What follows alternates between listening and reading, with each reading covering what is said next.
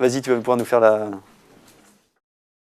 Donc les critères, donc c'est l'histoire récente. On lui demande l'augmentation du nombre de crises, si elles sont supérieures à 4 fois par semaine, l'augmentation du nombre de prises du traitement, l'efficacité moins importante du traitement, d'où la nécessité d'une augmentation.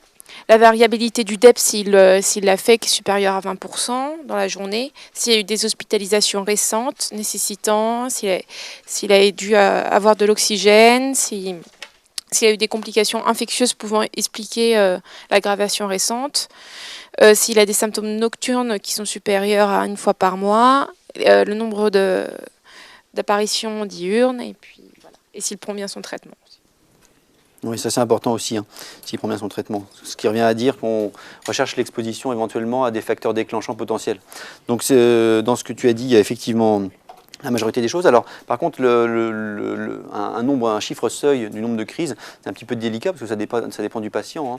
Hein. C'est en fonction de tout un chacun. Il y a des petites réglettes, un petit peu comme les semaines d'aménorrhée qu'on donne aux femmes enceintes. Il y a la même chose pour les débits expiratoires de pointe que les patients peuvent mesurer chez eux. Donc, dans le traitement, sur l'ordonnance que vous lui avez fait lors de la première consultation, vous l'avez prescrit un appareil pour mesure du peak flow.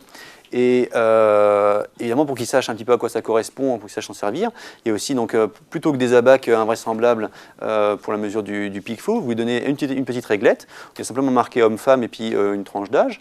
Et partant de là, il pourra très bien surveiller s'il est dans le rouge, s'il est dans le orange ou dans le vert à peu près. Il y a une code couleur. Donc c'est bien ça pour la surveillance.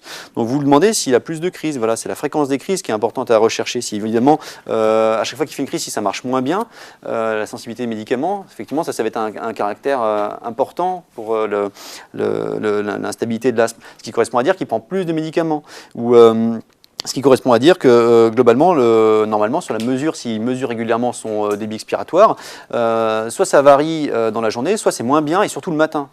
Si particulièrement le matin, c'est un peu moins bien, ça peut être un des premiers critères pour l'instabilité. L'autre chose évidemment à demander, ça c'est un facteur quand même notable pour suspecter que l'asthme pourrait être instable, c'est un critère indirect, c'est les potentiels facteurs déclenchants, c'est-à-dire qu'en fait il continue de fumer, ou il s'est mis à fumer, ou il s'est remis à fumer, ou alors il prend mal son traitement. C'est les deux choses clés à retenir tout au moins, c'est qu'il n'y a pas un contrôle complet de l'éviction des facteurs déclenchants. Et là, vous pouvez vous dire que combiné à des crises qui augmentent un petit peu, vous pouvez très bien vous dire que le malade, vous ne le sentez pas trop et qu'il est à risque de décompenser. Ça, c'est important, l'exposition résiduelle aux facteurs déclenchants. Vous avez une magnifique iconographie, c'est joli ça. Hein. Qu'est-ce que tu as vu sur cette planche de scanner? Donc c'est un scanner thoracique en coupe transversale qui part au niveau cervical et qui s'arrête, bon, je sais pas... Voilà, on va toujours dire dans que les là, poumons. on essaie des zones d'intérêt. Et je pense que c'est un scanner normal. Normal? C'est vrai, c'est possible. On peut vous mettre des examens normaux. C'est quand même pas très sympa, mais ça peut arriver. Est-ce que l'examen est normal? Alors, c'est bien de l'avoir décrit, donc d'avoir conclu que c'était normal. Non, c'est vrai que ça peut arriver de vous mettre un examen normal. Il faut vous méfier. Regardez à l'étage... on le voit jusqu'en bas en fait. Là, c'est spécialement les coupes sur lesquelles on le voit. Tu peux préciser que l'examen en fait, c'est donc un scanner, voilà, sans injection, enfin avec injection. Non, sans injection, celui-là était sans injection. Celui-là a été injecté. Voilà, ça c'est celui-là a été injecté. Et vous voyez tout à fait sur les structures vasculaires. Hein. Si vous avez du mal, vous regardez le cœur directement. Est-ce que c'est injecté à gauche, à droite? Ça permet de caractériser l'examen. Donc le scanner effectivement a été injecté. Et évidemment, il est acquis en coupe transversale. C'est quand même un scanner. Enfin, encore qu'on ne sait jamais. Acquis en coupe transversale, à l'étage thoracique. Et on a ciblé essentiellement la fenêtre médiastinale. Donc, on ne vous a pas donné la fenêtre parenchymateuse là-dessus. Est-ce que ça ne vous étonne pas, les deux premières coupes là, au niveau de l'étage très haut, au-dessus des apex des poumons? Est-ce que vous avez regardé un petit peu que chaque structure basicervicale est bien quasiment disséquée? Quasiment disséquée, hein. On voit la trachée, on voit la glande thyroïde tout autour, on voit les structures vasculaires, de chaque côté on voit les magnifiques carotides primitives, et on les voit vraiment très bien. Il y a beaucoup de noir autour. Alors, sous la peau, il n'y a pas grand-chose, mais effectivement, autour de la trachée, quand même, il y a des choses bizarres. Vous descendez un petit peu plus bas. Les premières coupes au niveau c'est le tiers moyen de la trachée. Vous êtes encore au-dessus de la crosse de l'aorte, vous êtes au niveau de T1. Il y a encore de l'air devant la trachée et sur le côté, à côté de l'œsophage. Et c'est quand même bizarre parce que c'est pas l'œsophage qui est devant la trachée quand même. Regardez sur les dernières coupes, alors on voit un petit peu moins bien, mais là on approche la crosse aortique et juste en avant de la crosse aortique et même en para-aortique au niveau de la crosse sur l'image de droite, il y a quand même des petites images qui sont hypodenses limitées par une membrane. Effectivement, c'est l'extrémité du médiastin. Là, vous avez la plèvre pariétale au niveau médiastinal ici. Donc, il y a des structures hypodenses qu'on voit encore mieux au niveau médiastinal. Il a fait quoi? Un pneumomédiastin. C'est joli quand même, pneumomédiastin. Ça peut arriver assez souvent. On le voyait pas bien sur la radio imprimée, donc je ne vous ai pas mis la radio de poumon. Mais en fait, comme on le voyait sur la radio de poumon, on voyait un liseré qui délimitait tout le bord gauche du cœur et même tout le bord droit. Finalement, on a fait le scanner, et puis le scanner, effectivement, il y avait un joli pneumomédiastin. C'est quand même habituel, le pneumomédiastin. En fait, parfois, on ne le voit pas parce qu'il n'est pas de grande abondance. Ce n'est pas forcément synonyme d'une infection du médiastin. Il y a un petit peu d'air qui est passé, et ce n'est pas pour autant qu'il y ait des complications infectieuses. Là, en l'occurrence, il n'y a pas d'argument pour des médiastinites. Mais effectivement, il y avait une hypodensité gazeuse diffuse dans la loge médiastinale. Et donc, la conclusion, c'était un pneumomédiastin au décours d'une exacerbation asthmatique. Généralement, ça arrive quand même quand il y a une exacerbation, quand même. Ça n'arrive pas tout seul, hein. Donc une exacerbation asthmatique sévère. On diagnostique donc une sinusite maxillaire droite. On vous donne la cause. Oui, sur les anomalies, vraiment... sur la radiographie, ça ne se voyait pas bien sur la radiographie imprimée là. Donc je vous ai mis le scanner d'emblée. C'est plus joli. Alors, vas-y. Alors, je l'ai traité en ambulatoire. J'ai fait un traitement symptomatique. C'est important cette question, hein. C'est important. Hein. Ouais. Mais en fait, j'avais envie de le mettre sous corticoïde aussi pour son asthme, donc j'étais embêtée parce que si c'est infectieux, sa sinusite, ça va faire flamber. Donc honnêtement, je ne savais pas trop quoi faire. Je l'ai mis sous corticoïde Peros pendant 8 jours et DRP. Voilà. D'accord, tu as mis juste du corticoïde ? Bah non, du coup, j'ai mis les antibiotiques avec aussi. Parce que ça... Donc ça, c'est l'intérieur de rubrique d'un plan.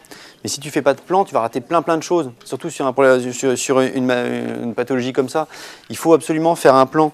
Donc tu as décidé de le garder ou pas à l'hôpital. Effectivement, la crise a peut-être été sévère pour faire ce pneumomédiastin. En tout cas, là, en l'occurrence, sur le plan respiratoire, il n'a pas l'air d'être menaçant. Vous allez le traiter... En ambulatoire, c'est tout à fait possible. Par contre, vous ne pouvez pas mettre une réponse comme ça sur la question du traitement au hasard. Il faut que vous marquiez ici que vous allez devoir changer son traitement par rapport à l'asthme, et donc ça, vous le précisez. Donc du coup, sur le traitement de fond, tu précises qu'éventuellement, tu vas être amené à augmenter son traitement de fond, notamment le corticoïde inhalé. Donc ça, tu l'écris. Sur le traitement oral, tu peux tout à fait proposer une cure par corticoïde pour être sûr que même si là, il va bien, qu'il n'y ait pas de récidive par rapport à l'instabilité de l'asthme, qu'il n'y ait pas de récidive juste en quittant la consultation, ça ferait un peu moche. Donc la corticothérapie orale, généralement, ce qu'il faut retenir pour la posologie, c'est que c'est le milligramme kilo, le plus souvent c'est suffisant, que la cure elle doit être courte et que du coup vous pouvez l'arrêter brutalement. On peut faire des complications avec ça, sauf que là, quand même, on va le donner pour une durée limitée. C'est aussi pour ça qu'il faut avoir un contrôle sur la prise médicamenteuse quand même, et qui pourra l'arrêter d'un coup sans inquiétude, même si derrière les parents vous disent « Ah mais j'ai entendu que machin », il n'y a pas de problème à ce registre-là. Le traitement de fond, donc il va falloir le changer, parce qu'on a l'impression que l'asthme n'est pas contrôlé. Le traitement de la crise, entre guillemets, va permettre d'augmenter pendant ce temps-là le traitement de fond et d'avoir sa pleine efficacité au bout de quelques jours. Et il faut surtout traiter quoi ? Il faut l'écrire tel quel. Traitement du facteur déclenchant. Vous l'écrivez, hein. Il vient pour une sinusite maxillaire droite cette fois. Si vous n'avez pas traité la sinusite maxillaire droite quand vous avez écrit la question, vous payez un 0 à la question. Ça, c'est caricatural, mais presque. Donc vous traitez le facteur déclenchant, vous traitez la sinusite. Et l'ORL, il n'a pas très peur de traiter la sinusite avec un peu de corticoïde, parce qu'effectivement, ça va permettre de dégonfler le conduit de conduction jusqu'au cornet moyen. Ça va permettre d'évacuer la surinfection purulente. Donc au contraire, la corticothérapie en cure courte va tout à fait indiquer aussi, ne va pas poser de problème au registre ORL. Par contre, pas toute seule. Il faudra un peu d'antibiotiques là, ici. Là, il faudra. Donc, il faut lui prescrire l'antibiotique. Et il faut couvrir les coccis et il faut couvrir éventuellement les bégènes aussi dans le sinus. Donc, tu seras obligé de mettre l'acide clavulanique avec l'amoxicilline et tu peux mettre 1 gramme 3 fois par jour. Là aussi, la posologie, elle peut être attendue.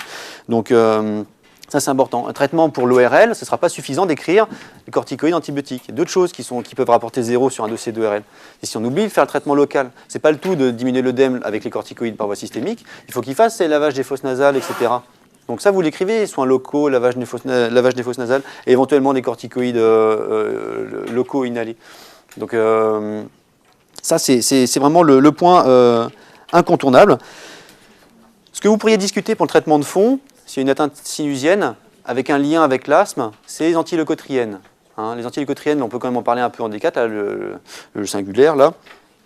Vous pourriez le proposer chez les patients qui font volontiers des épisodes ORL, sinusite, etc. Là, ça peut avoir sa place dans le traitement de fond à plus forte raison. Et votre malade, vous ne le perdez pas de vue. Là. Il vous amène une imagerie qui est quand même pas anodine. Il a quand même fait une crise qui a l'air sévère. Vous mettez un traitement de fond, etc. Il faut le revoir. Il faut être sûr que les choses se passent bien. Donc vous laissez partir avec un rendez-vous de consultation de surveillance. Et ça, vous l'écrivez sur votre réponse. En l'occurrence, on ne pouvait pas mettre de point à la question si vous n'avez pas traité le facteur déclenchant. Donc la question, c'était la prise en charge de la sinusite tout venant, indépendamment du terrain asthmatique.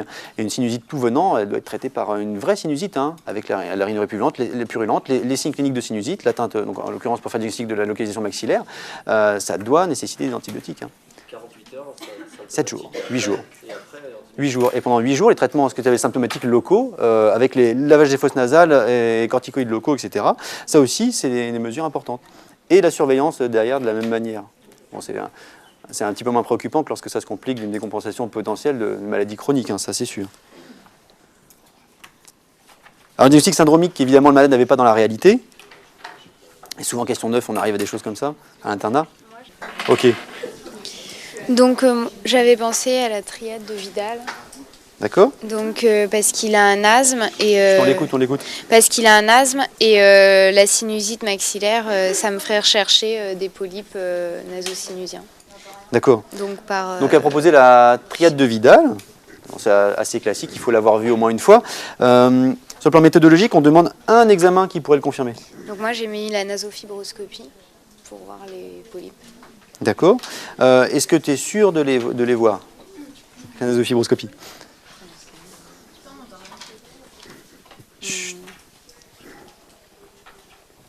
S'ils sont volumineux, oui. Oui, s'ils sont volumineux, tu pourras les voir. Donc, et s'ils sont localisés... Mais s'ils sont tout petits, peut-être qu'ils ne donneraient pas de symptomatologie, les sinus. Effectivement. Et puis parfois, ils pourraient être dans le massif sinusal postérieur. Donc en plus, tu pourrais passer à côté. Donc, la triade de Vidal, parce qu'on avait l'asthme et puis une prise d'aspirine intercalée et une atteinte sinusienne, assez volontiers. On pourrait le vérifier que l'examen, le meilleur examen finalement, un examen de dépistage comme elle le proposait, c'était, écoutez bien, l'atteinte sinusienne, on pourrait tout à fait la dépister avec l'examen clinique. Allez voir s'il y a des polypes, c'est assez facile. Ça, on l'aurait vu dès le départ avec une consultation ophtalmos ORL spécialisée. Par contre, si on veut être certain de ne pas rater le diagnostic, et l'examen clinique pourrait passer à côté, c'est de faire un scanner du massif sinusien. Et à ce moment-là, on ne le raterait pas, le diagnostic de polypose nasosinusienne. Donc voilà l'examen qu'il fallait proposer. Bon, ça, c'est globalement maladie rare, peu de points. C'est toujours pareil. Des histoires comme ça, c'est toujours à la fin des questions. Ça ne correspond pas toujours à la réalité. C'est pour la culture. Et ça ne doit pas être coté de manière importante. Par contre, tu peux répondre à la dernière question dans la foulée. Qu'est-ce que tu pourrais lui dire pour le convaincre? En fait, j'avais mis qu'il avait plus de risques de faire... qu'il pouvait faire une crise d'asthme aiguë grave. Et qui pouvait mourir. Voilà, c'est une information simple qui généralement est compréhensible. Non, mais c'est exactement ça. Parce que je crois qu'il y a 1% de décès, je crois. Enfin, que les décès sont plus fréquents à l'adolescence, justement, parce qu'il y a moins de compliance au traitement et du tabac. Exactement, c'est là où on a le plus volontiers l'exposition aux facteurs déclenchants des crises d'asthme. Donc c'est avec ce type de clients-là, entre guillemets, que vous avez le plus de difficultés à prendre en charge. Et du coup, c'est eux qui vont faire partie des 2000 personnes qui vont mourir. Donc c'est facile. Vous l'avez à la consultation, vous essayez de le convaincre, vous lui dites, c'est pas compliqué. Hugo, si tu continues de fumer, tu vas mourir chez toi. Et ta mère va te regarder. Non mais c'est exactement ça. C'est exactement ça. C'est comme ça que ça se passe. Vous avez fait des gardes au SAMU. Franchement, les 2000 personnes qui meurent, elles ne meurent pas à l'hôpital la plupart du temps. La plupart du temps, c'est mortalité préhospitalière. Donc vous appelez le SAMU, le bronchospasme, il est suraigu. Et lorsque le SAMU arrive, ça a beau prendre 5 minutes, souvent les gens, ils ont attendu un peu. Je ne sais pas si vous imaginez que les gens, quand le cœur s'arrête dans l'arrêt cardiaque, ils mettent déjà 8 minutes à prévenir, ou 10 minutes à prévenir les secours. Vous imaginez combien de temps ça peut prendre pour une crise d'asthme? Ah, mais respire tranquillement, assieds-toi, prends-toi un petit peu d'eau sur la figure, voilà. Et après, vous appelez le SAMU. Pour peu qu'il y ait un mauvais passage d'informations, ça peut mettre un peu de temps, etc. Et la mortalité majoritairement préhospitalière dans les crises d'asthme aiguë grave, et les malades, ils meurent d'asphyxie chez eux. C'est convaincant quand même, ça, pour prendre son traitement, arrêter de fumer. Il suffit juste de le dire simplement. Donc, c'est des choses importantes, même vous, à bien connaître. Hein. Hein, on nous fait toute une polémique sur la grippe, etc., la vaccination pour 2000 morts par an. Actuellement, avec la grippe qu'on a, on est en même point avec l'asthme, finalement. Hein. Donc il ne faut pas négliger ce genre de choses.